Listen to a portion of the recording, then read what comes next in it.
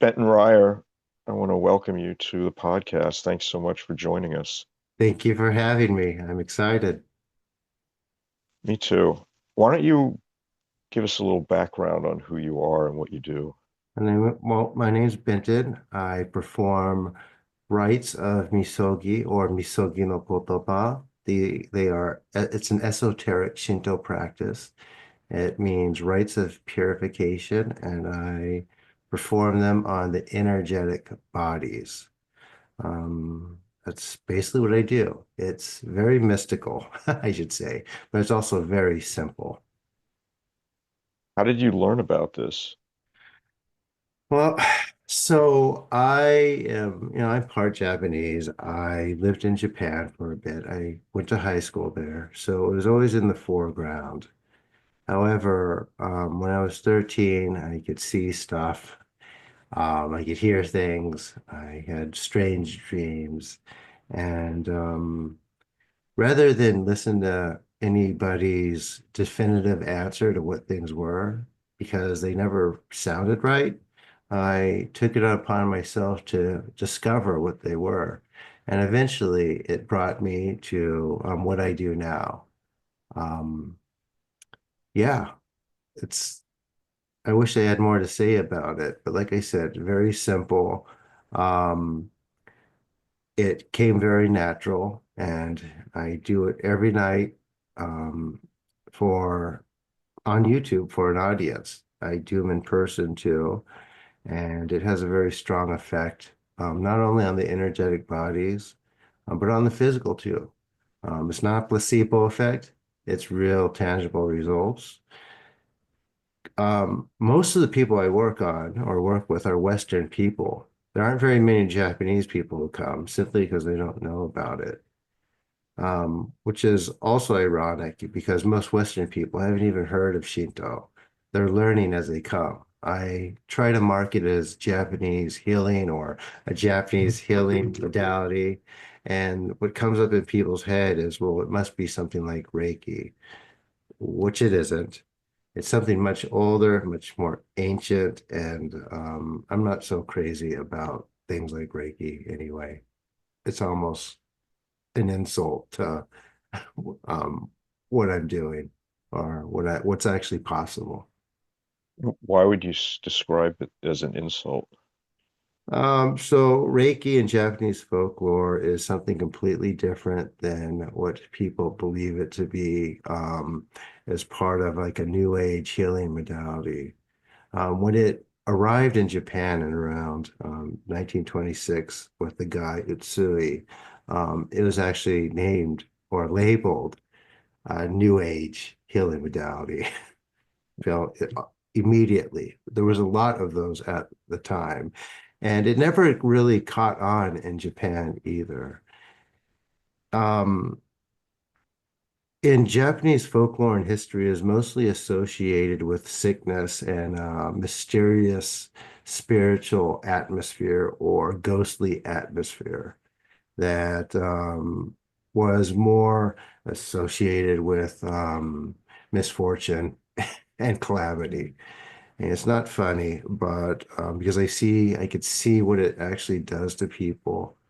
Um, but yeah, it's it's quite awful.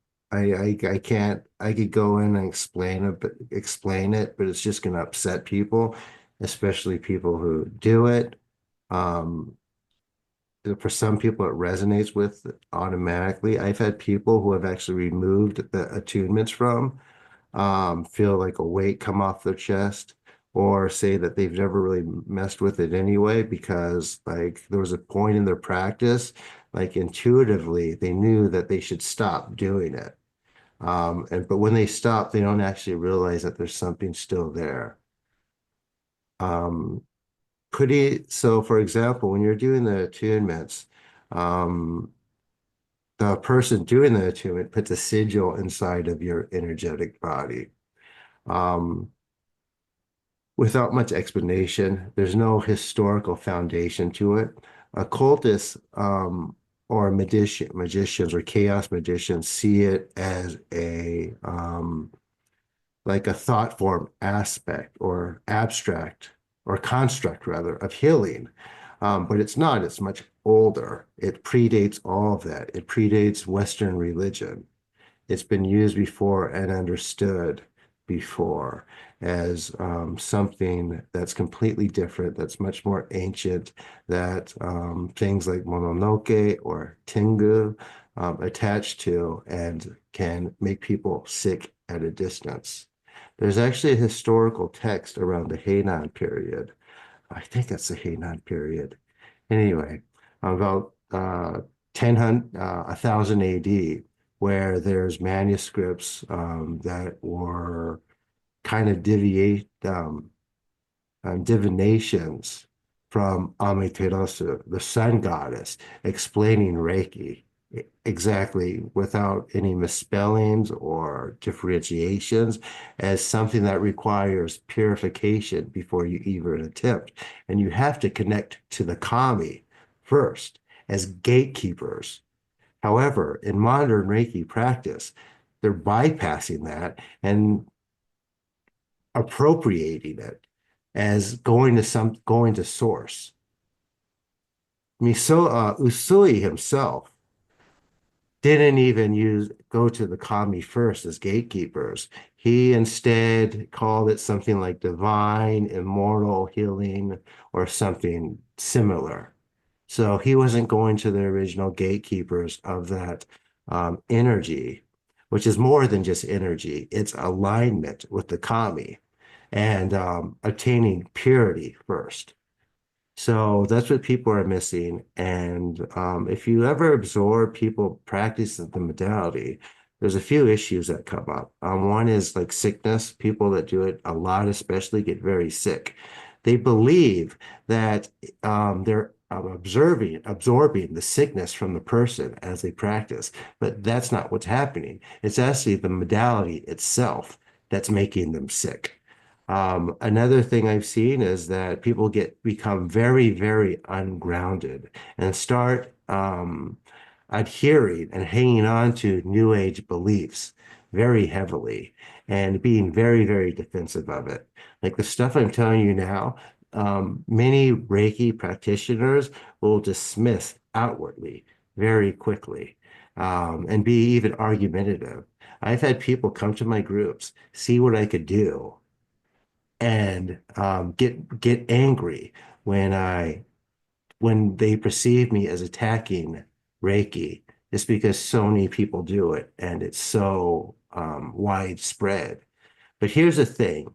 You cannot learn occult healing within a weekend workshop, which is what folks are doing.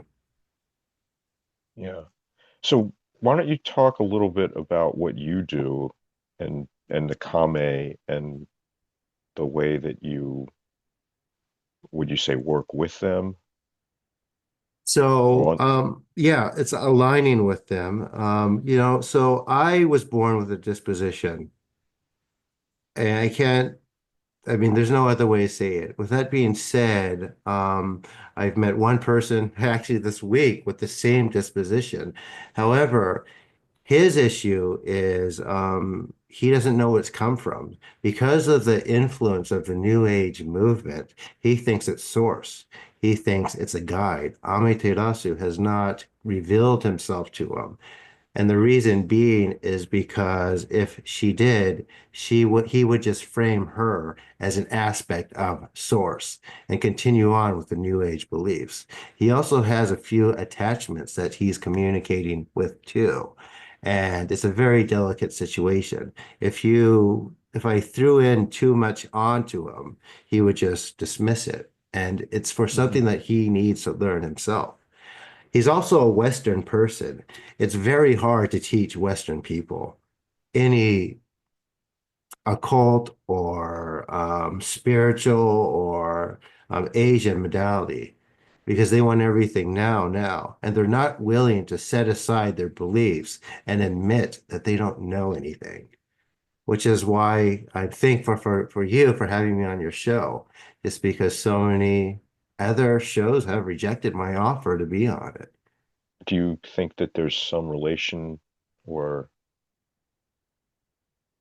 correlation between the fact that you do purification work and that people don't want to listen to you, don't believe what you're saying, or can't really accept what you're bringing to the table? Absolutely. What I've gotten is that there's a few reasons. One of the reasons is maybe one of their internal attachments, because everyone has attachments. Every single person on earth has something, reacts in a certain way that signals to the person's brain to stay away from that person for whatever reason, um, or another reason is the ego. For some folks, are that's slightly too big. Um, and with their platform, they want to be seen as the expert. And when someone comes in and talks about something else and how important it is, it kind of turns the axis of the conversation where the host isn't in control anymore because they build their platform on being perceived as being the expert on everything rather than having their guest speak. Most hosts can entertain ideas, but when somebody says that, where someone has something or brings something else, especially that has at least, some maybe some testimonials or some work to show that seems to be very maybe potent, they don't want anything to do with it. They see it as a threat. And which is unfortunate because it's not. Because the way I see it is my work and the tangibility of it. Um, Helps perpetuate everyone else because the people that come in that know nothing, um, they learn that there's something behind. They learn that there's something behind personal gnosis too, because they're experiencing it during the rites, but they're also experiencing a type of shared gnosis also. So they stop dismissing other people's um, things or practices. One thing that I try to communicate to everyone is that whenever someone's saying something, there's something within the Shinto cosmology in which you could find a cause of someone's behavior or the way they're doing things. So you should never dismiss what someone's doing as a fantasy, whether they are seem to be lying or making stuff up, or if they're really having visions or having clairaudient messages or experiencing something extrasensory. And the story doesn't matter. The fact is they're communicating with it, and there's a cause behind it, Hmm. both negative and positive, of course. Um, as you speak, I find myself internally translating some of what you're saying into conceptual framework that fits my own understanding. So I apologize if I'm a little slow Oh, in no worries. responding here I because I'm just pref trying to understand it. Like I hear the words you're saying, but I need to like reframe it in a way that makes sense to me and my view, if you Mhm. will. Sure. So, um,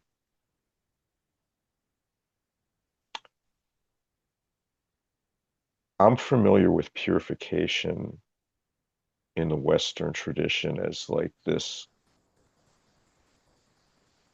initial stage of like the first step on the path, Mm-hmm. where it's like purification, then know thyself, Mm-hmm. right? Which means you know who and what you are and where you are and why you are and what God is. Mm-hmm. And then the last step, I guess, or the next step would be, know that thou art that, Hmm. that knows thou are, and then, yeah, then you know what to do after that. But the purification was always seen, I thought, as the first step. And I mean, even in the tradition I practice now in Vajrayana, like part of the pre-preliminary practices includes purification practice. Hmm. So I understand the importance of it, It's like everything. from that regard, Okay. right? But you're talking about it at like, and I'm not sure, maybe you're not, but I like when I hear you say it, and this is, I'm not like trying to challenge you, I'm trying to understand better, is can it be a self-contained practice, like in and of itself? Can someone come and just purify and then like go do their whatever they're gonna do in life? Yes, so I have people who come for like one specific reason, and maybe their shoulder pain's gone or their whatever issue is gone. I don't want to say too much because of algorithm and how they delete people who make claims here on YouTube. So I'm very careful with that. But when their issue is gone, sometimes they just leave. Other people stick around and their abilities just go up and up and up. So the idea within Shinto, kind of the worldview is like all humans were born as divine.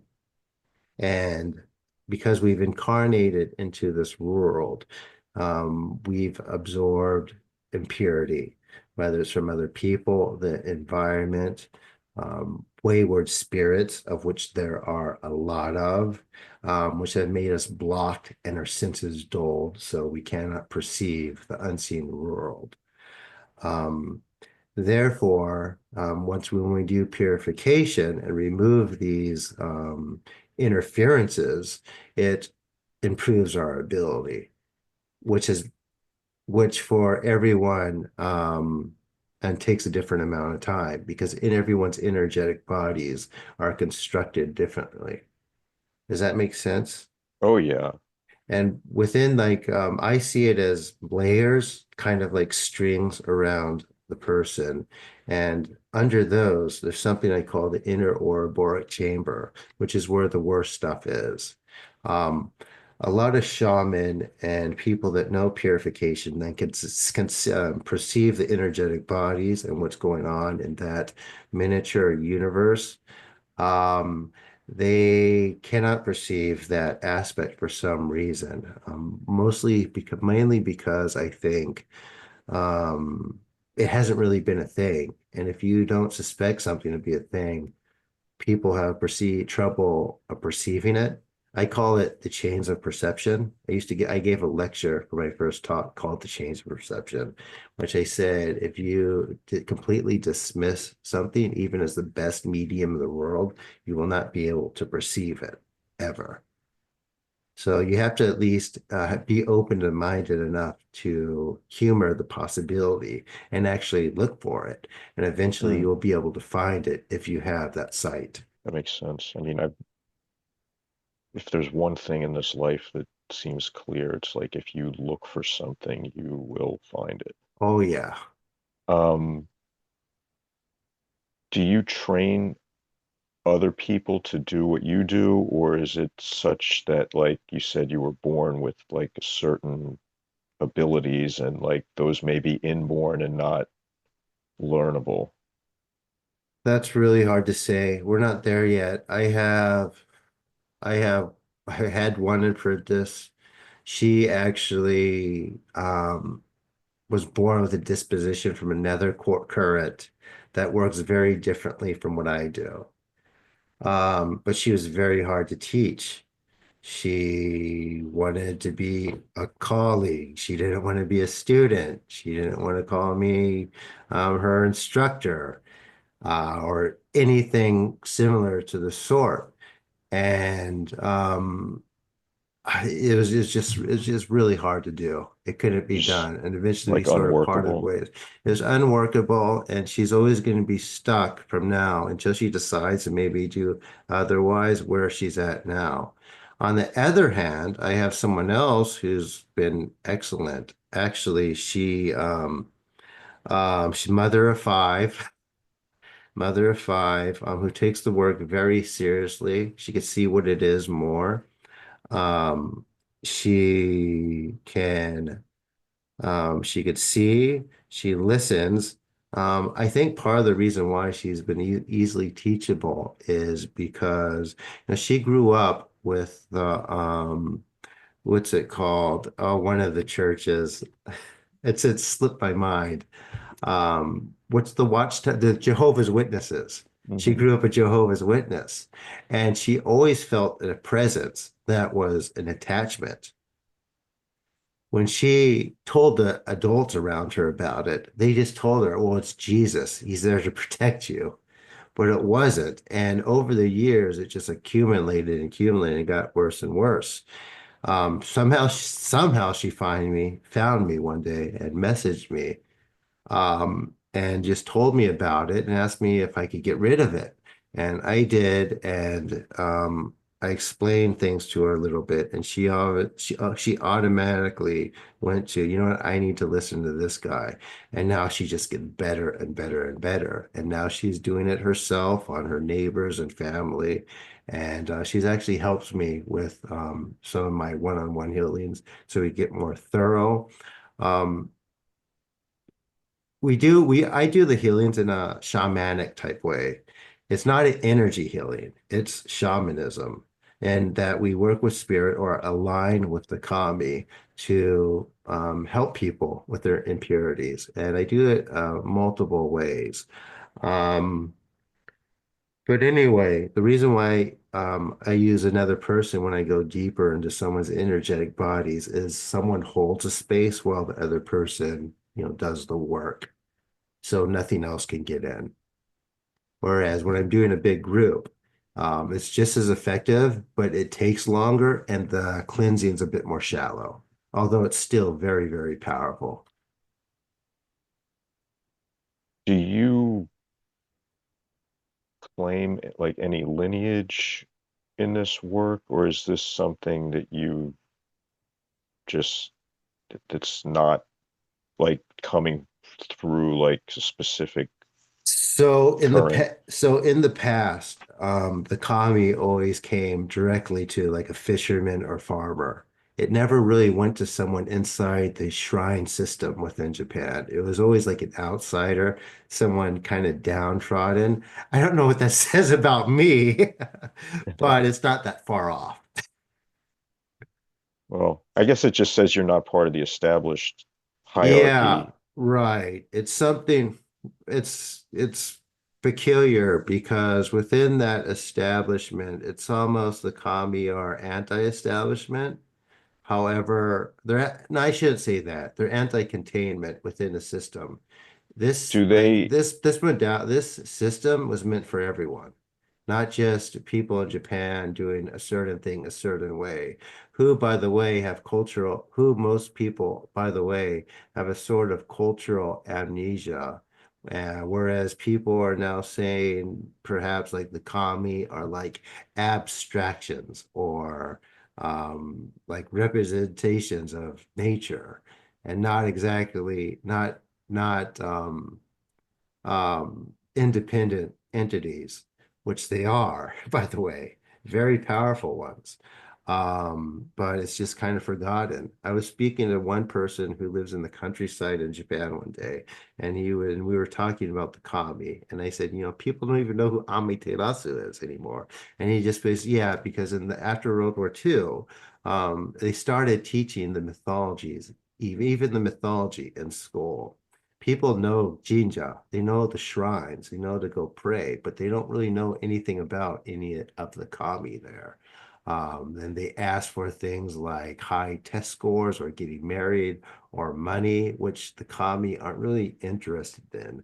They're interested in alignment and purity and things like that. Once you have that, that stuff will come because you become magnetic. In other words, they're only interested in what's real, which many people have forgotten about.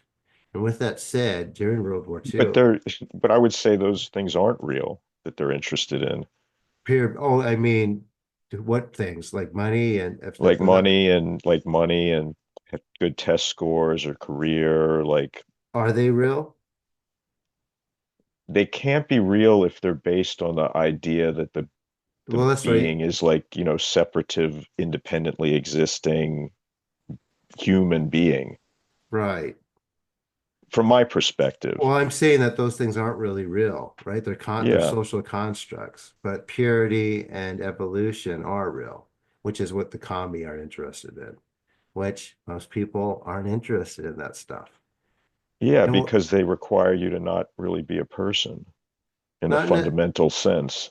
well, not necessarily. Well, it's not to think of yourself as like as a self-centered being, Exactly, exactly. which is that's That's what a when I think of a mhm. human being, like that's the defining characteristic. Right, and it's out of alignment, right? Right. Those things are Yeah. aligning with the kami. So there's two types of different types of kami. There's more, of course, but there's heavenly kami and earthly kami. And the idea is to try to align with the heavenly kami, of course. Yeah. So I feel like I understand better what you're talking about now. Because they're only interested in really in wisdom, which is being what you would call being in alignment. Yes, exactly. And when Yeah. you're in alignment, you could do things like I'm able to do. Not because necessarily they're special. Right? There's a lot of people with a lot of wasted talent doing things that, don't matter, right? However, it still took work. I don't want people to get it wrong. Still took work, a leap of faith, and consistency. Once I was kind of plugged in and sort of getting an idea that I could do these things, it took study and lots of practice, and I'm still working on it. The step I am at now is not the step I will be at tomorrow or into the future, as long as I'm consistent with the work I'm doing. Hmm. Do you do this purification work in person only, or can you do it like at a distance, or like what is required? Well, I do it on YouTube Live. Space and place don't matter. If you want to hear something very interesting, even the recorded videos work, which was a surprise to me. Yeah, I mean, you and your viewers will have to try it. Don't take my word for it. Shinto is about So, experiences, not belief.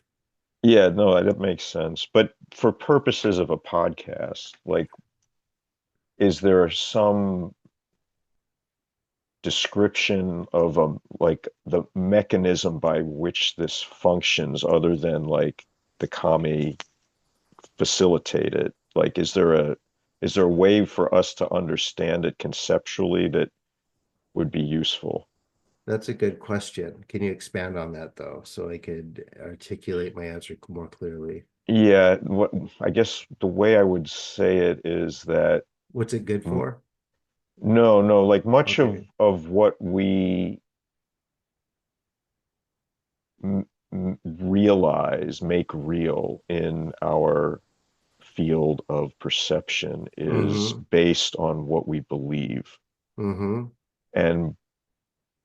And what I'm asking you is there a way for us as listening to you for us to more thoroughly believe in the way you're doing this work so that we'd be more receptive to what's going on rather than just like blindly believing it. You don't have to believe. You just need to try.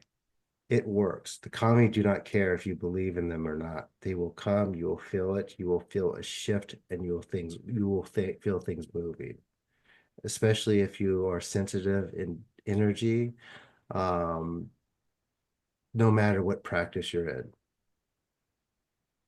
So what would you say would be the best way for people if they're interested in trying this to just to go on your YouTube? channel and watch that the main Just come and video there? come to one of my lives, I think. I think that's the Okay. best way. Or we could do one now. It's up to you. I Uh, mean, I'm not opposed to that. But yeah, I guess it would be up to people listening at this point to make their own decision. So I've done this on I did on one show before. Yeah, people dug it. It was actually a live show, and there were a bunch of donations came after. Um, because you could see like the YouTube type of I guess you could send like super chats.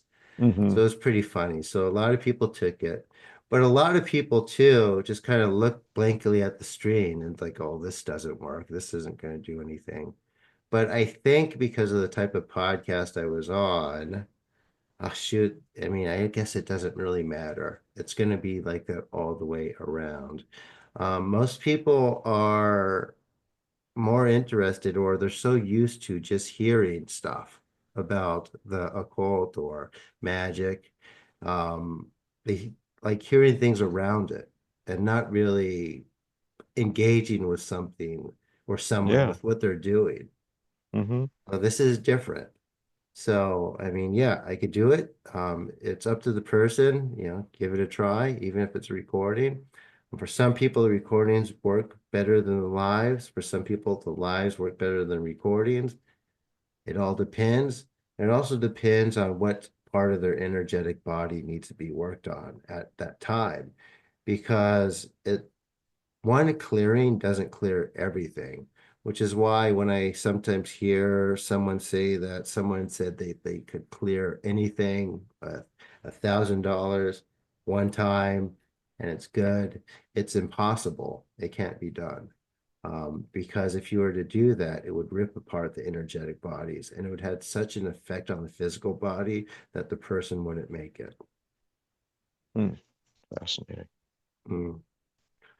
All right, so basically, you're going to lie down or relax in your chair or do a meditative position. I won't do, well, I think we could do 5 or 6 minutes of it. Hmm. And you're going to hear me speak some Japanese or misogi no kotoba, words of purification. In Japanese or Ko Shinto, esoteric Shinto. Um, the idea is that words have power. There's mysticism behind them. And through practice, which is basically this practice, there's an effect. So, with that being said, are you ready, host? Yeah. So again, if people listening are not prepared or don't want to do this, they can Well, I'll turn, say, oh, yeah, they can just turn it fast off, forward. fast They can just forward. fast forward. Yeah. But otherwise, I think, yeah, I mean, it's beyond rare for someone to come on this podcast and actually offer to do something, not just talk about it. So, which Exactly. I can't say I've been the totally encouraging in that, but let's give it a shot. All right, you ready? So go ahead. You're either going to lie down or get into the meditative position, relax, pay attention to your body, pay attention to your thoughts, and breathe in through the nose, out through the mouth, like you're in a regular meditation. Here we go.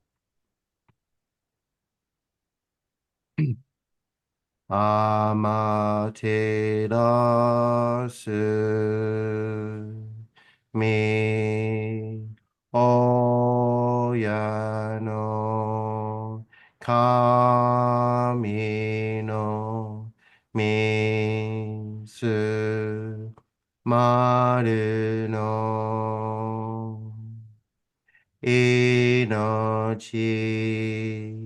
照らし国静かなり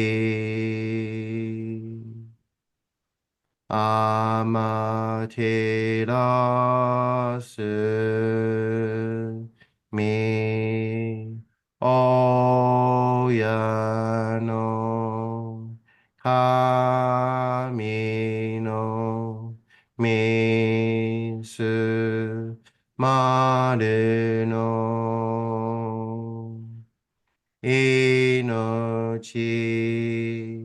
照らし、国、静かなり。高天張にかむずまります。かむろき、かむろみのみこともして、すめみ、おやかむ、いざなぎの狼、つくしの、ひむかの、立ち花の、ほどの、仰ぎが晴れに、みそぎ、払い、玉石、時に、ありませる。払いどの、狼たち、もろもろの間がごとつみかえるよ。払いたまえ清めたまえと申すことのよしよ。天つ神、国つ神。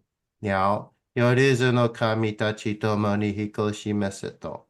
かしこみかしこみも申す。高天張にかむずまります。かむろき、かむろみのみこともして、すめみ、おやかむ、いざなぎのおかみつくしの、ひまかの、立ち花の、おどの、仰ぎが晴れに、みそぎ、払い、玉石、時に、ありませれ。払いどの、おかみたち、もろもろの間がごとつみかえりょ。払いたまえ、清めたまえと申すことのよしよ。天つ神、国つ神、やお、夜ずの神たちともに彦しますと、かしこみかしこみも申す。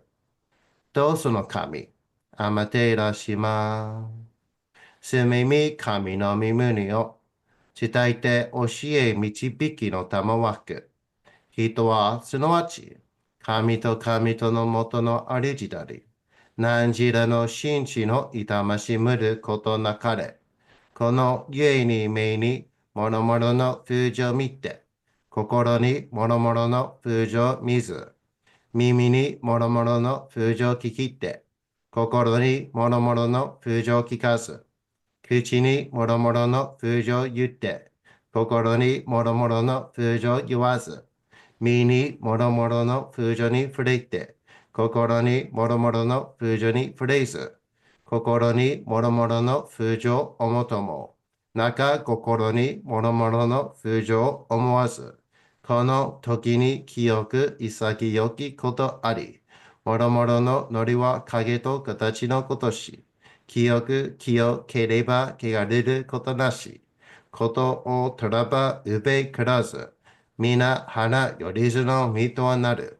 我が身はすなわち六根処女なり、六根処女なるがゆえに、ゴゾの真君兄なり、ゴゾの真君兄なるが、ゆえに天地の神と六根なり、天地の神と六根なるが、ゆえに万物の霊と体なり、万物の霊と体なるが、故になすところにごて成就せずということなし、無常霊法、真珠仏教、天上無休、名誉入賞、神奈川列、払いたまえ、清めたまえ、守りたまえ、先はいたまえ、照らしたまえ、導きたまえ。高間の腹に神様あります。すめ神たち、いよわらしたも、特殊の水の宝持ちで、余てる国てるひけ雨のほあかり、くしたま、ねぎはやひのみことに、静けたもこと教えてのたまわく、今しこの水の宝持ちで、中つくにに雨下り、あうひとぐさ沈め、収めよ。アヒトグサおよび夜ずの者の病のことあらば、噛む宝を持ちて、見下いた沈みに起きて、御霊沈みの祭りをなして水の宝、その噛むほぎの言葉に曰く、木のい木のと、火のい火のと、土のい土のと、かのいかのと、水のい水のと、ひふみよ、いむなやこと。二のとふるべ、ゆらゆら、かく祈りせば、まかるともさらにきなんとしても。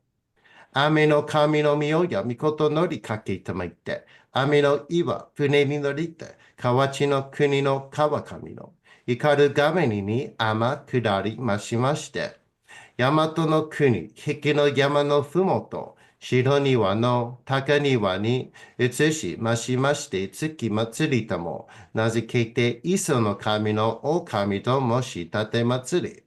よよ神宝を持ちて、よりずの者のために、古べの神ごとを持ちて、逆さなしとゆえの古の御霊の神と、敬い、立て祭り、すめみこと、おもらじ、おとどその神とけきを持ちて、いつきりつかえ祭りとも、物のべの神の社、雨がした、よりずの者のたごえなり、いてもっと神宝は、いわゆる、おきつ鏡、平つ鏡、やつくの剣、いく玉、たる玉、まかる返しの玉、ち返しの玉、おろちのひれ、はちのひれ、くすぐすのもののひれ、さらに、徳すの神、木のい木のと、火のい火のと、土のい土のと、かのいかのと、水のい水のと、ひふみよ、いむなやこと。二のと古べ、ゆらとゆら、かし立てまつることのよしをもちて、平きく、きこしめせと、命長く、子孫羽、時はかきわり、守りたまい、先はいたまい、かじ立てまつり、人数寿命心力かじ、Okay, deep breaths. と神、エミタモ、観言心、総肉脱見、払いたまい、清めたも、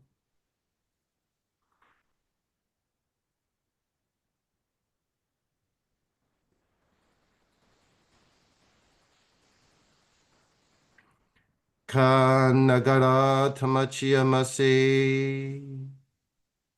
かながらたまちやませ。かながらたまちやませ。All right, so there you have it. So, what can you tell us about the words that you spoke or chanted, if anything? Okay, so basically, it all comes down to purify, protect, and exercise. Purify, protect, and exercise. Um, I have a translation. I could read it for you if you'd like. Um, I'm curious. I A mean, I short think one. yeah, sure. Is that okay? Let me grab it real quick. It's right here. Ah, where is it? Hmm. Let me grab it real quick. How Sure. was it? May I ask first? Well, I guess I'm curious if, like, am I supposed to make an assessment based on just now, or is there future indications, It or well, it depends. Most people they feel about the first time they feel very, very relaxed. Other people feel other things. It really depends on the person. So everyone's so, I experience is mean, different. I guess I would say it felt expansive, and but then there was a number of like visual cues that kept like arising, like in the beginning. Well, I mean, you know her as the sun goddess. I know her as Dorje Udronma, and she appears differently, but it, as far as I'm aware, it's the same being, but They're I don't not. know. So they're No. different. There's different dimensional overlays between these systems. Like the Hmm. kami, earthly kami exist on a different dimensional overlay or plane as other nature spirits. They kind of merge together and interact in different ways, but that's basically how it was explained to me, which is how there Hmm. could be Ra, the sun god, and Amaterasu at the same time. Yeah, I mean, they're interpenetrating and non-obstructing. Exactly, exactly. So, but then there's also a lot of like subtle body, I don't know what you'd call it, like visualization or something like So that. what'd you see? I ask everyone this after the thing, after we do Um, this. just a lot of like the inner yoga like visualization things, but just in a very So, and that non-contrived manner, I guess. that's the great thing about this. This purify whatever you're working on, this purification will move you closer to because it gives you more clarity with those energies. Does that make Hmm. sense? So if you're Yeah, it definitely yeah. makes sense So because, mhm. yeah, I find it that I am complicated in such a way that it's difficult for me to like organically visualize those things during practice. Mhm. But then just now it seemed pretty much effortless. Right. That's exactly how it works. That's how this practice works. Hmm. So you consider those abstractions that you have and impurities that you're holding within your energetic bodies. As we remove those distortions, the practice that you are taking part in becomes more clear. And this Yeah. goes whether you're doing Golden Dawn work or some type of yoga or some Taoist discipline. It all comes back to impurity that unfortunately maybe it was never developed in a lot of these traditions, and in replace of that it was more like let's choose people with more of the disposition for it to become the priests or priestesses or shaman or whatever else that pertain or medicine man that pertains Hmm. to that tradition. However, this will bring clarity whether you work with saints or Lucifer. It's fascinating. Oh, it really Um, is. I love it. It's really cool. Let me see. Let me grab that translation for you. And you'll find the words I'm saying is basically what I'm doing during the purifications or what's happening and what people are experiencing. So I'm just going to do a translation of like the shorter one so you hmm. get an idea of what all of them are. So they're called Norito or Shinto prayers. Um, so here we go. The kami of earth, Sarutahiko no Okami, following the instructions of Amaterasu Omikami, guides us by conveying the sacred teachings of the ancient way. All people are the embodiment of the kami, having received the gift of birth and growth. Followers of the kami may receive the sacred teaching, which will enable them to make their spirits quiet, calm. The foundation of the soul and of the kami resides in our hearts. Neither thy heart nor thy body must suffer. The eye may see all sorts of impure actions, but let not these sights defile the heart. The ear may hear all sorts of impure sounds, but let not the heart be made impure. The nose may smell all sorts of impure odors, but let not the heart be touched by these impurities. Mouths may say all sorts of impurities, but let not these sayings defile the heart. Although the body may be assaulted by all sorts of impure energy, let not these impurities enter the heart.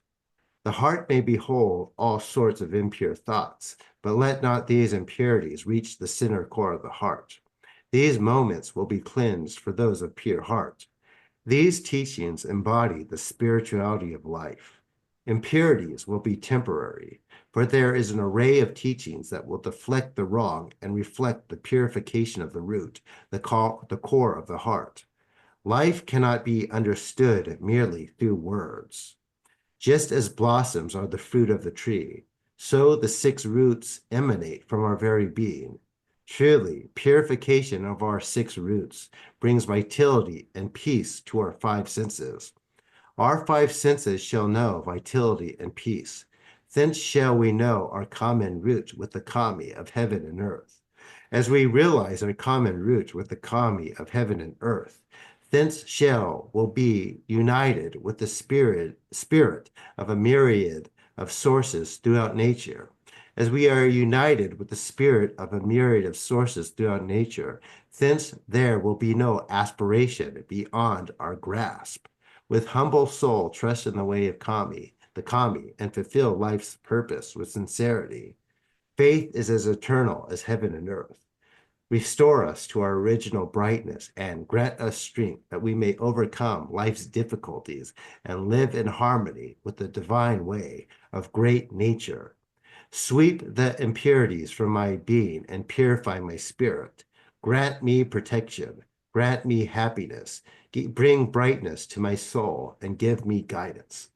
So that's the translation of the shorter one I said. And Yeah, the little one tells a bit of a different narrative, but it all comes down to the same thing, exercising impurity. it's beautiful. Yeah, I mean, I like it. I like it. And that's a Yeah. pretty good translation, I think. hmm So, Do these prayers, like, um, it doesn't sound to me like uh, they're written in a normal fashion by like a human composing like something. yeah, yeah. I think in the past, people were closer, especially in Japan, people were closer with these gods and goddesses, or heavenly and even earthly kami than they are now, and they were able to, come up with um, these norito or poem or psalms. hmm And there's actually a story from like the 1890s where there was this illiterate woman who all of a sudden started composing all this script in beautiful Japanese and with beautiful calligraphy, and she couldn't even read or write. So, and I guess from what I were able to take, she has a there's actually a cult in Japan that still follows so Shinto is divided into different, sects. I shouldn't say cults. There's different sects and like her teachings and the mountain You can say kami. cults here, it's not a bad Well, word. it's not a cult. They're sects. Well, I guess it's the same. I mean, they're all cults, right? Yeah. Christianity is a cult. hmm Um, um, so they follow her and the teachings that she wrote down. But that's just like one example of something that's always been part of like Japanese culture that has just been kind of gradually forgotten during the since the Meiji period, where like all that country stuff was just pushed aside as superstition. Although throughout the time since then, there has been people doing stuff. But part of Japanese culture too is that they're not show offy. If they could do something supernatural, they're not going to make themselves a platform and try to convey it to the world. That's very uncommon. You see that actually with the real cults in Japan, like Happy hmm Science and those things. Are you familiar with Happy Science at all? No, but the Oh name my, alone is oh my gosh. So there's a guy who was, channeling. Channeling is a big problem within the New Age movement, especially. Sure, there's people who are making it up. I still think there's something doing that to them, pushing them to think that's a good idea. But there are people that are letting unknown and unverified entities into their body and just sit on a stage for an hour and just talking to people, repeating a lot of stuff that you could read in a Napoleon Hill book. It's entertainment. People like it. And it's not giving people any real knowledge. It's not helping them. It doesn't talk about purification, which is so important for any spiritual path. And the people that come to my groups often, they will say, I'm living proof of that, or the practice is. It's not about me. I'm trying very hard to make myself not the center of it. It's about the practice and what it will do for the person, and it becoming, eventually coming a personal practice for that person. Like Shinto was never supposed to be about even although beautiful as it is, and the tradition it maintains. And it's not for not reason, no reason, don't get me wrong. But some of the dances and the festivals and the pageantry you see around Shinto in Japan, it's not necessary for alignment with the kami.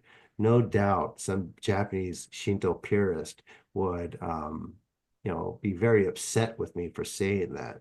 But that's the fact of it. If someone, or even for yourself, to take this as a spiritual path, what would you describe as its aim? Is it is it I don't want to put words in your mouth, but I feel like it can go in many directions or different ways, I imagine, but like some of those could be like just helping people to Hmm. realize their potential, or I mean, like another sort of extreme could be, trying to bring people to a realization of like ultimate truth even. But I don't know if that's like within the scope of what you're doing. It is. It is. However, most people aren't having that. So there are in the other Norito, I recite, I think, let's see, 8 or 12. I think it's eight in the Norito, gifts from the kami. And one of them is the divine mirror. And that's exactly what it sounds. It makes people look at themselves. And during that test, that tells whether that person's going to stay with the group and keep on or not. Because the Hmm. kami are honest. They only deal with truth. Whenever, if someone's covering up trauma or being a horrible person in some way, even though, as I can explain, um, it's not necessarily their fault. They still have to confront that aspect of themselves, whether it's an intrusion or not. And it's too uncomfortable for a lot of people. I remember I was at, I guess, a UFO based, UFO, ET, New Age, weird, um, convention, a small one. And there was this guy who runs with this story about being a multiple abductee, completely fabricated, although he has attachments, less implants, and things like that, which I'm not going to get into now. However, he was consciously knowing that he was being dishonest and telling people a story. And he knew better than doing that.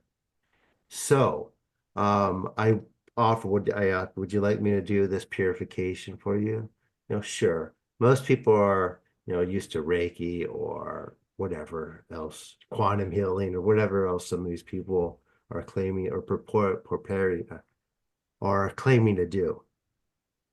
And I worked on him. Then he got up, he thanked me, and this lady who I also worked on, I became friends with, who's an acupuncturist. Um, she goes, "What'd you do to him?" I go, "What? Just the regular." He's like, "He's crying." So the misogi made him confront that dishonesty. He's continuing to do that, but the kami only deal in truth, and they will only show you that. And it's just too much for people to move forward with that. Yeah, that makes sense. Um,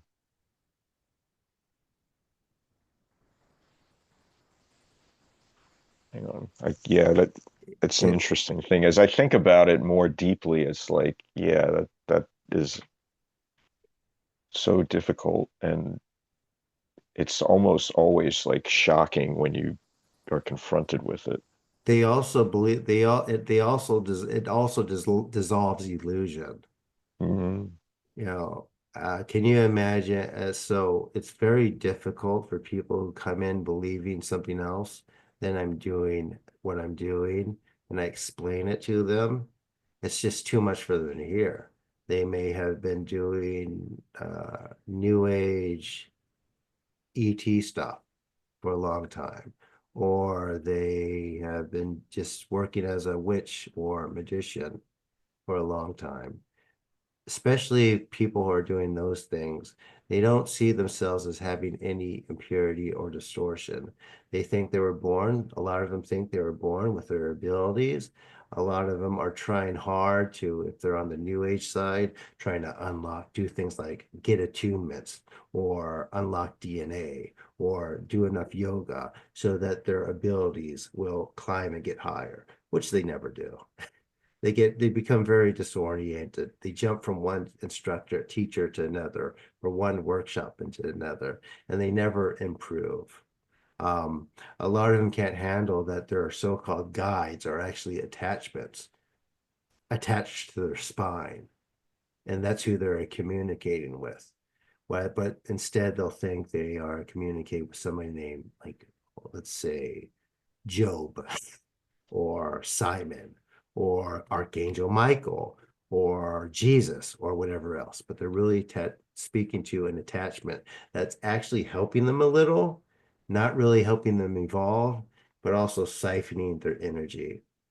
Um, I I removed a Reiki attunement that looked like a bit that because she did it so much, so many attunements, looked like a big hole in her heart.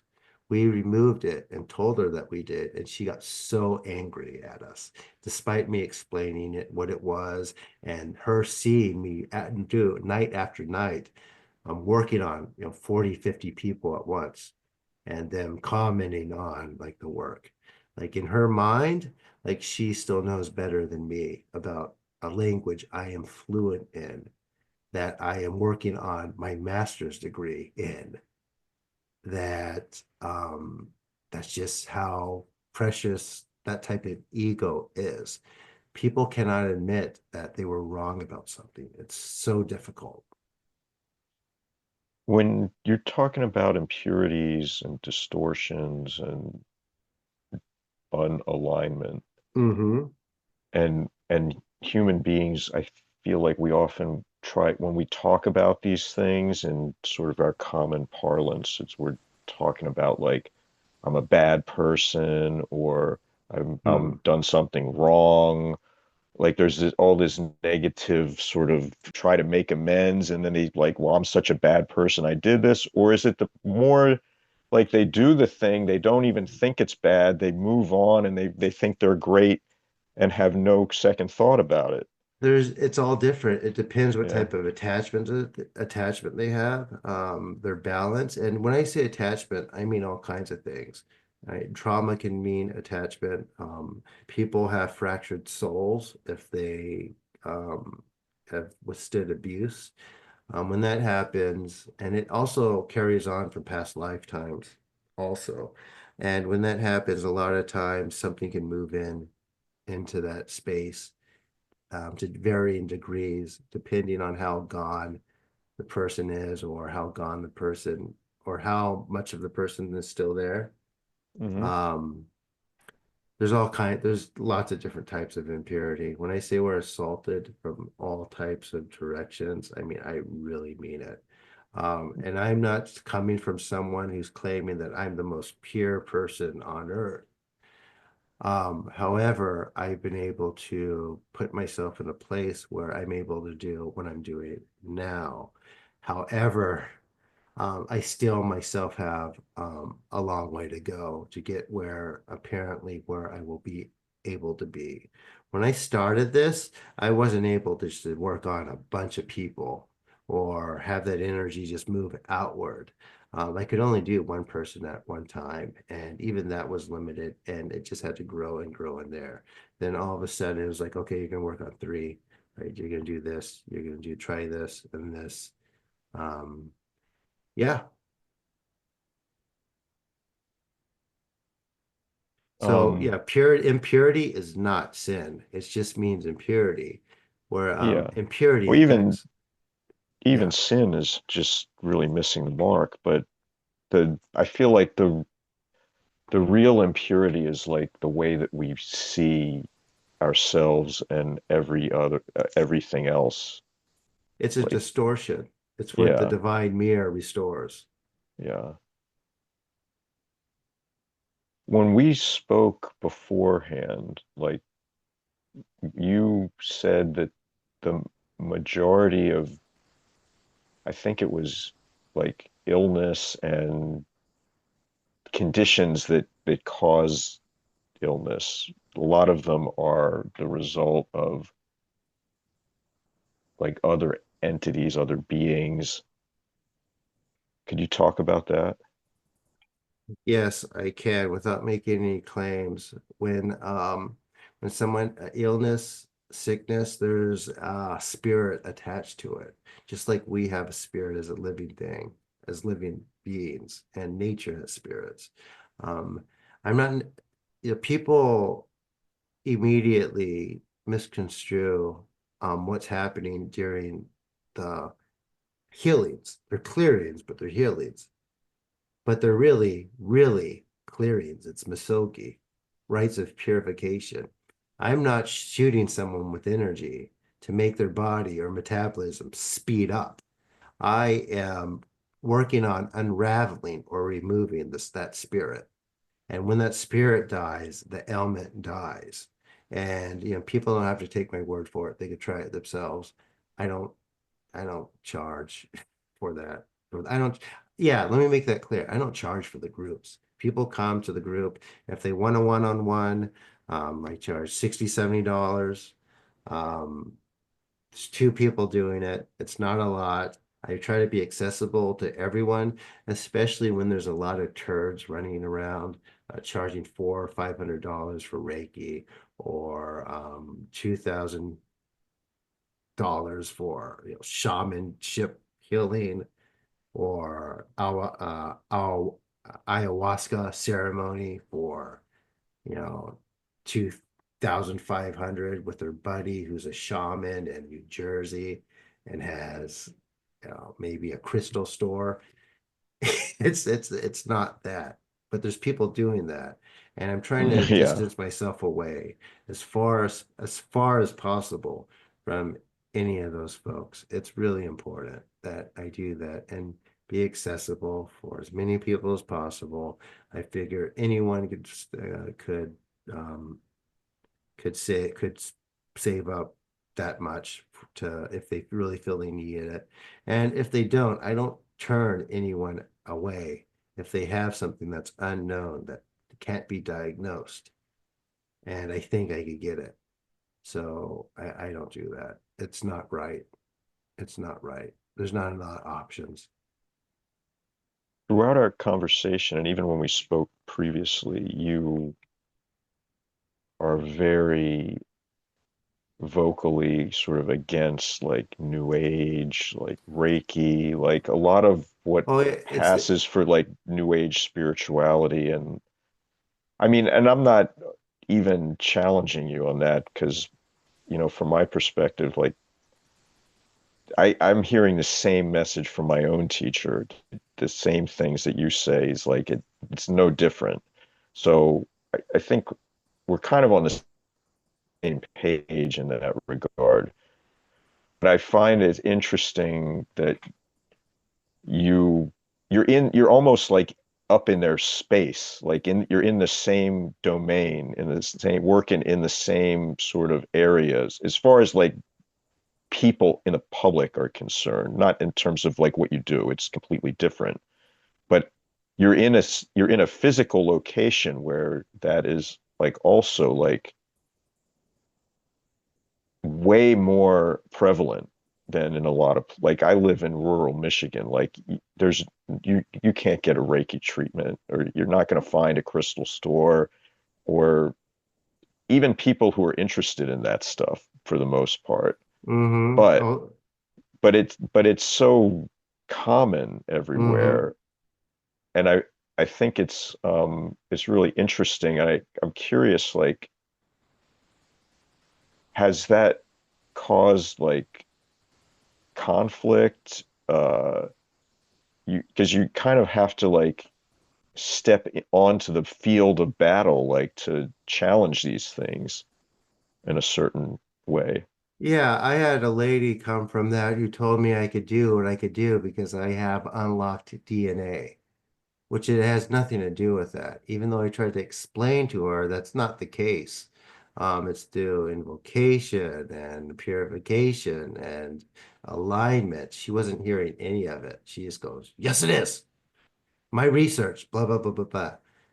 Um, so I don't know how familiar you are with New Age practice and what New Age people I believe. mean, more than I would like to be, certainly. Oh, so star seeds, um,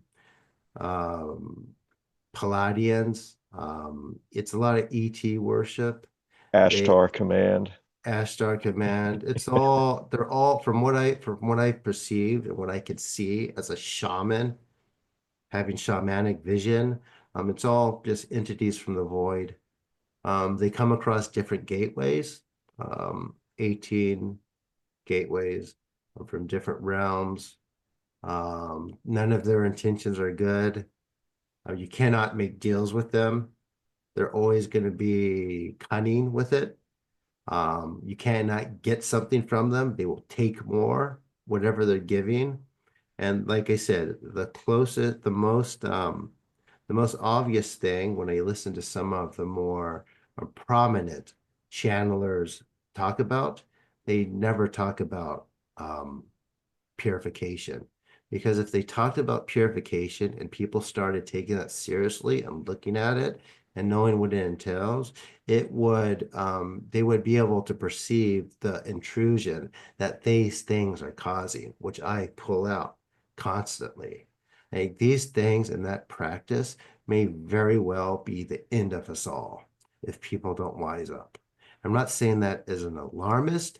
I'm seeing it as someone that can see what's going on, what's happening, the mechanics of it, and a whole bunch of horrible things that most people wouldn't even believe. But it's dangerous, it's foolish. Just in theory, New Age practitioners will not do, or I said, I'm sorry, New Age practitioners will engage in things that someone who has any adeptness in any traditional occult art would stay away from. But because it has an astral overlay, a fake astral overlay of love and light, people don't think it could be any of the things I am talking about. So when I say this stuff, they become very offensive, and their attachments also respond to that and put those ideas or thoughts in an idea that they are being attacked, that their whole belief system, that their religion is being attacked by this person who doesn't know what they're talking about. It's cognitive dissonance at its finest. Most of the people who come to these things, they do my purification rites and they feel things being pulled out. I mean, they do not feel nothing because they have so much there that's so embedded, they feel the pull and they feel the removal, but they still stick to that part of their beliefs where they're right, what I'm saying is wrong, although I am telling them how to do what I'm able to do. Of course, not everyone's going to be able to, pull in a whole group of people and do misogi with them. However, everyone is capable of something at very least, it's their senses being able to perceive the unseen. Everyone is capable of that. And the idea is getting back without distortion, not just intuition, but like I said, everyone's blocked from that. In the past, less people were just because of their proximity to nature. But as time has gone by, it's just gotten worse and worse and worse and worse. What is your sort of inspiration or motivation to work with the public?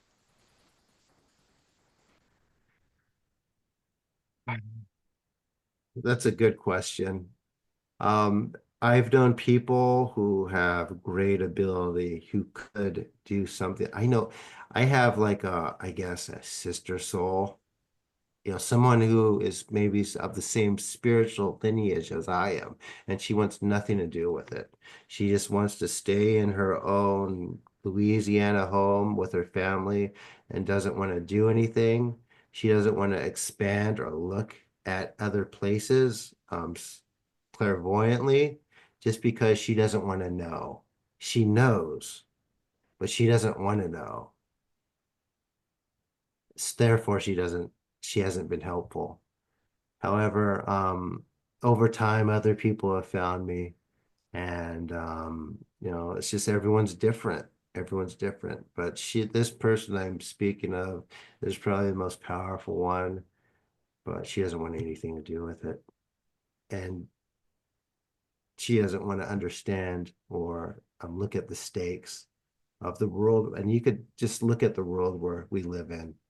Um, there, and I always find it weird that and I think it's because the new age people, they they perpetuate this idea that of the great cabal or the Illuminati. We're Mm, doing these um, elaborate rituals to call on these dark forces to control everybody, but it's not. It's just, even if that stuff is real, I mean, it's not important. It doesn't matter because, first of all, there's not much happening. It's pageantry. Ritual isn't like that. It's not people dressing in dark costumes. And the people that may be doing that stuff, they're just calling on really low-level parasites that give them a quick high. They're not really doing anything. I've worked on plenty of people in Hollywood and the media who you would think are in these things, and they're just as shocked to have the experience as anybody else because they've never done anything like that. And to give a good case in point, I was watching a thing about finding your roots, and they did Liz Taylor, the Aerosmith guy, to Steven Tyler's daughter. And they were showing her that like one of her ancestors was black and he was a Freemason. And when she heard that, she thought, you could see it. And they had said, it's not a cult. It's not a cult. She said, oh, good, good. They- They've never been exposed to that. And I've had somebody in my group whose dad was a 33 degree Mason. And we were talking, and it doesn't have anything to do with that.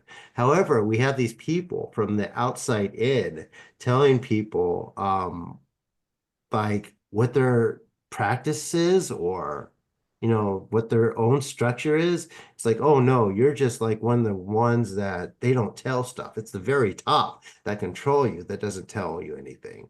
But like I said, there's something doing that to those people that takes away their balance and messes up their perception. It's just not something that is has much of an impact as people think it does. I would say the unseen has much more of it than any individual person. And luckily, there's so many agendas in the other world that it's all over the place. But that also affects the world that we live in. No one's on the same page with anything, mm. That Espe seems accurate. especially those in power. They're not on the Hmm. same page. They're all doing different things. And yeah, what do you think would be the best course of action for like somebody listening to this? They've got their own, interests and maybe path or practices, and but then they hear this and they're like, well, how could I more fully purify myself than what I'm already doing? I think personally, so I'm working on a book. It's taking a while. It has a simple, it's not a simplified practice. but it's easy to do for Westerner practice. If they do it every day, it'll help.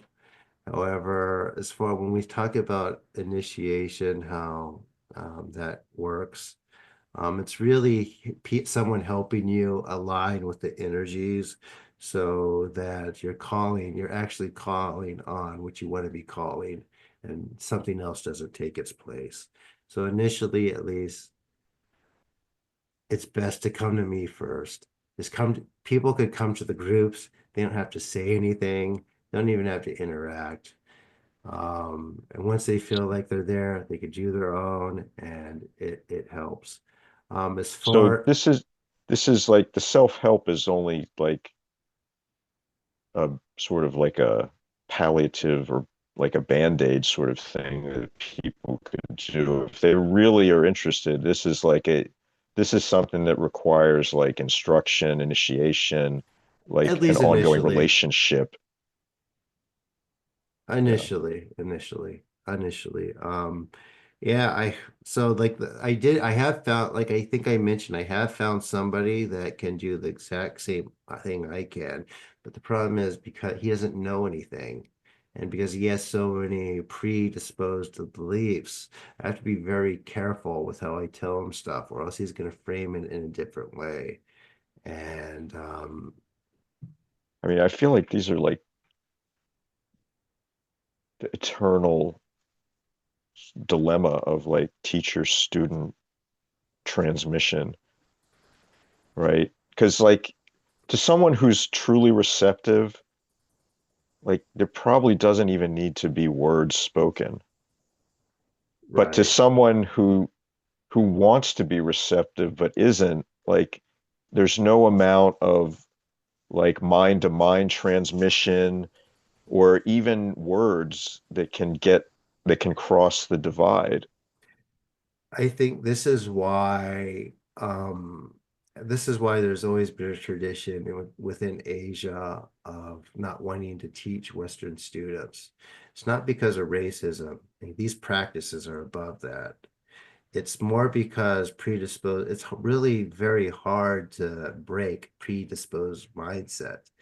And to do these traditions, they require invocation of Taoist or Thai, or which I don't recommend the Thai ones, Taoist or Japanese deities in a certain way with a certain amount of discipline. And Western people just aren't willing to forget everything that they've known to be true. I think They're not, it's better now with the internet because people can see things and they can see how people behave. I think it's a little better because I have been able to find some people, or they found me, but it's just people, Westerners have a lot of trouble with that capacity. Where in Asia, it's a little different. People have their expertise. Right. People still have a lot of faults in Asia. I mean, no one's perfect anywhere. However, in Japan, even China, where sometimes people say, Chinese are, very rude, or they're obnoxious, or they're rowdy or loud. they're human They're beings are human that way. beings, absolutely.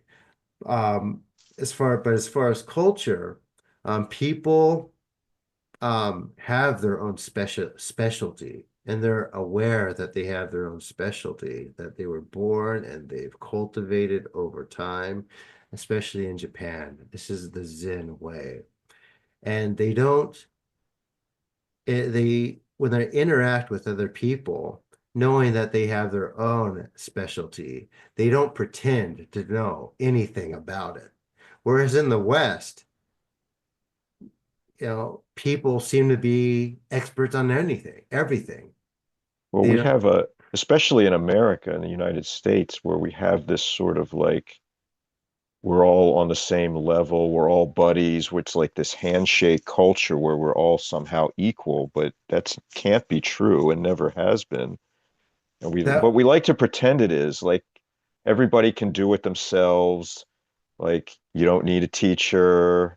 Like we've got YouTube or for Dummies book or whatever. I can figure it out.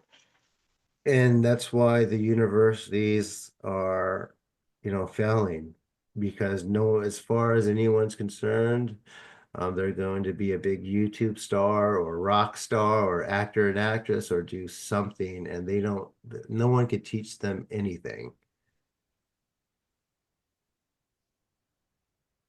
Yeah, You I know, think it's a tall order to ask someone to be willing to be wrong about everything they believe and who they think they are. it's very difficult. I It's find very, it extremely difficult. yeah, it's near impossible.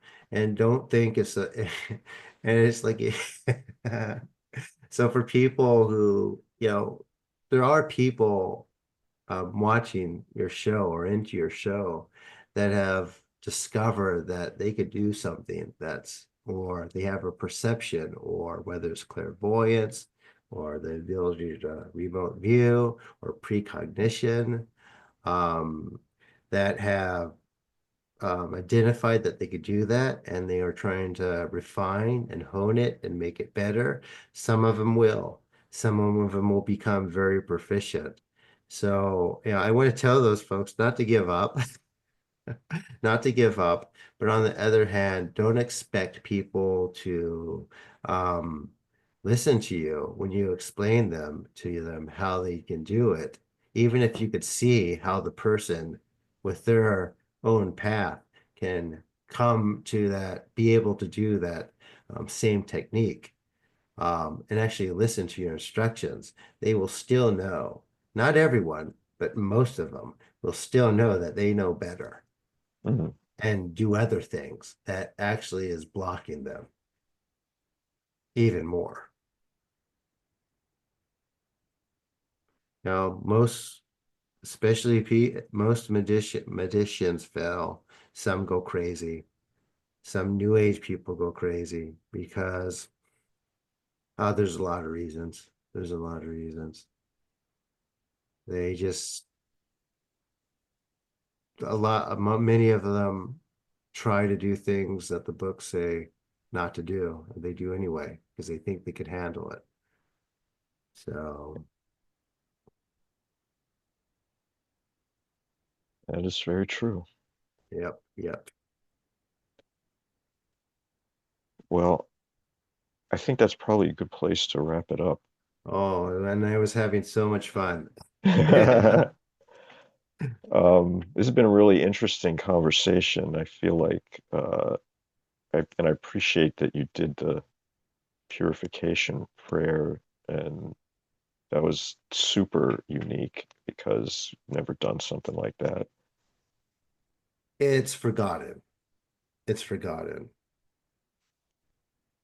It's forgotten. Even in Western traditions, we still have the Golden Dawn. Traditionally, the guys who came up with it or started that were very adept magicians. Um, Part of their working was you had to do the lesser banishing ritual of the pentagram for a year straight, every day, and you Hmm. couldn't do anything else after that. When I look at YouTube or when I see people doing anything of the sort, they have like, well, this is the my simplified version that works. It's not.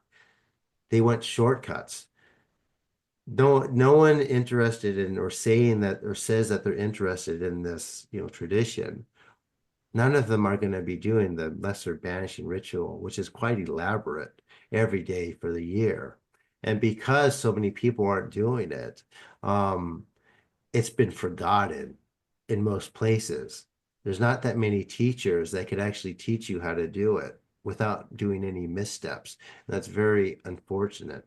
Not saying that there's no one out there. There are. I've come across a few, but the vast majority of people are just skimming through the book and doing whatever sounds good. But these things don't work like that. As far as Greek and Egyptian stuff, especially the Greek Greco-Roman stuff, it's been burned and forgotten, and there's not even enough to piece it together unless someone's very, very clairaudient and they could work directly with those spirits, which is very hard to do without abstraction. And people attempting that need purification, or else there are too many word blocks and too many imposters on the way telling them different things. But the other problem with that is ego and folks thinking, well, I don't have anything like that. Everyone does. To get to this point where I'm at, it's been a long road. Um, and that's the biggest takeaway I want people to have. There's a lot to scoop out. There's a lot to scoop out of our own energetic bodies. So, uh, Yeah. since we're wrapping up, yeah, I don't have a book now or anything like that. Um, when I approach podcast or shows, I'm coming with someone offering rites of purification and hopefully a session sometimes, which most people do not do. The vast majority don't, which is fine. They get enough from the daily groups. Um, so they don't know how to deal with it. And but that's all I'm offering right now. You come to my channel.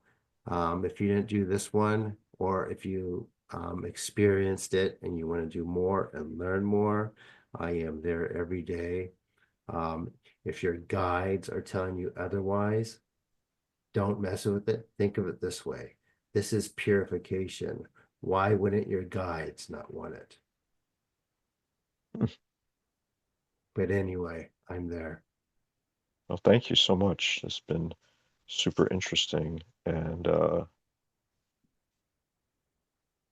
I find your analysis and criticisms to be also quite interesting and mostly, relevant to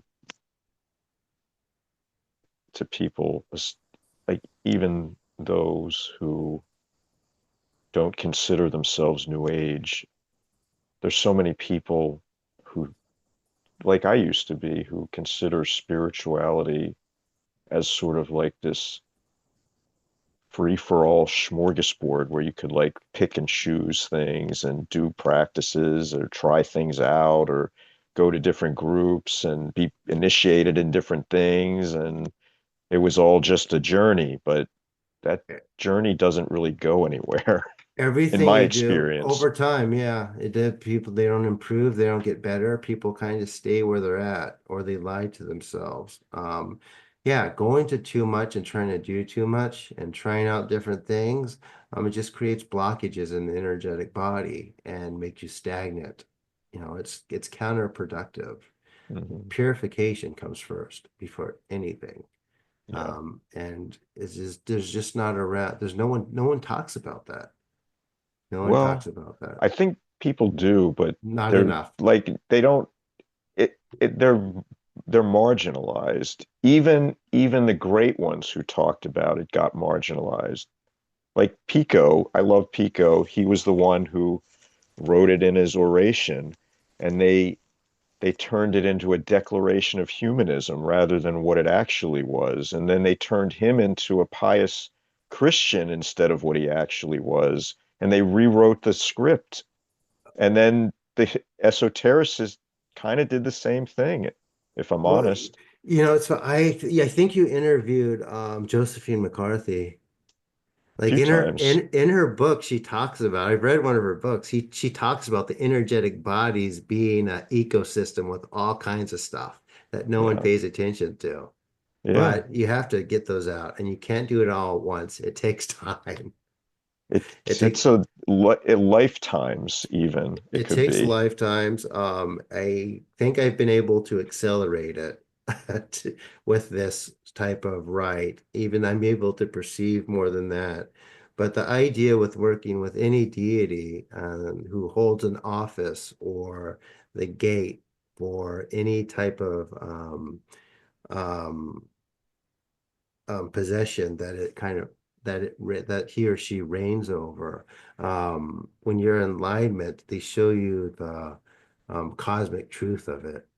And in my case, since I've been working with Amite Lasso for so long, over time she showed me like the cosmic truth of purification and defilement. And it's shocking. Yeah, it is shocking. So, anyway, yeah, follow me, subscribe to my channel, follow me on Instagram, send me a message. I'm pretty responsive. If I don't get back to you right away, I am a full-time student. I'm going to Keio University soon, in September, preparing for that and work on my master's, Japanese language and literature, Nice. um, possibly something else. And but I'm still gonna do these misogi every day on YouTube. I think you asked me why I do this on public so much. Hmm. I didn't answer, did I? We went right to something else. I'll have to I think was just about trying that. I figured that was your answer.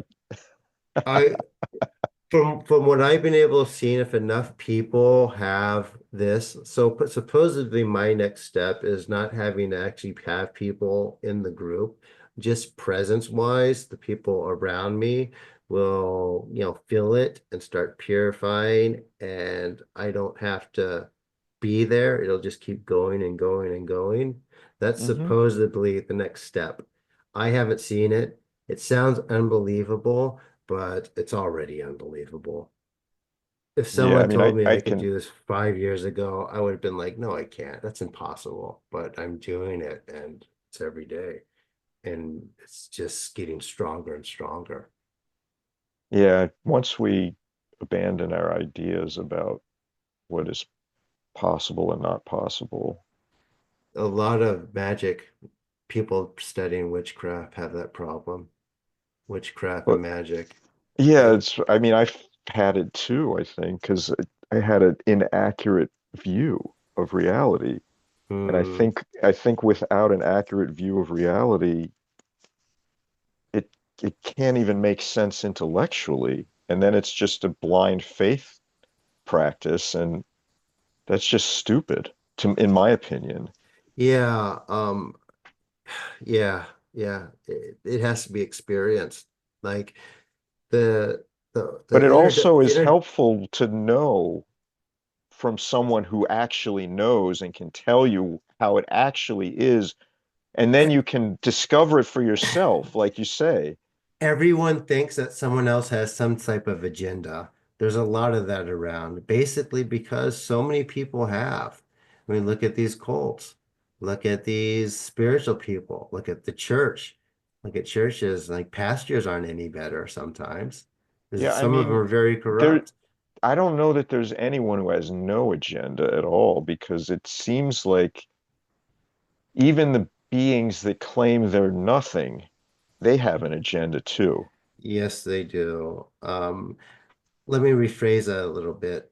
Uh, Negative agenda. If I want, let Mm. me put it this way. If I wanted to be famous or make a lot of money and bring in a lot of clients and charge a lot of money, all they'd have to say is, this is Reiki. I'll give you an attunement. There's actually 90 attunements. You have to pay 99.99 for each of them, but I'll Yeah, get you there. there's You'll be able to 97 get there. degrees. Yeah, They but I used to mean, do that in Freemasonry too. yeah, but I'm not going to do that because at first it's awful. And second, the day I do that, the purification stops. Yeah. Now, there's a gatekeeper, and she is very serious about purification and helping people not be distorted anymore. Apparently, a lot of them used to be human, so they know what it was like, and that's their agenda. So, allegedly. Yeah. Well, thank you, Benton. I appreciate it. This has been fun. Yeah, and absolutely. interesting. And I feel like I've learned a bunch of stuff. Yeah, I mean, I hope to be back.